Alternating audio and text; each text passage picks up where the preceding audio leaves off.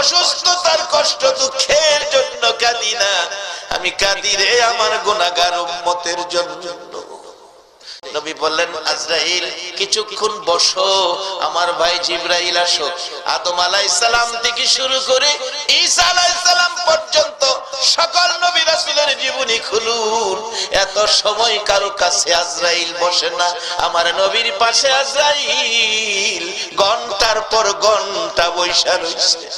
জিবরাইল এসেছে, হুজুর কাইদেন না, আল্লাহ আমারে পাঠাইছে, আপনার উম্মতের কোনো সমস্যা নাই, আপনার বিদায় আনতে, আপনার বিয়োগ আনতে, আপনার সকল উম্মতের দায়ী দায়িত্বের জন্য আমার আল্লাহ গার্জিয়ান হইয়া গেছে।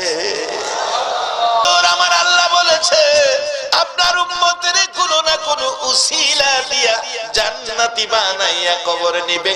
যেমন আজকের মাহফিলটাও এমন একটা উসিলা হয়ে যেতে পারে। একবার বলুন আল্লাহু আকবার। হুজুর কাঁদবেন না, এই মুহূর্তে আর কাঁদতে হবে না। আমার নবী বলেন, এরে জিবরাইল, আমি একটা কথা আমার আল্লাহর কাছে বলে দিতে চাই। কি কথা?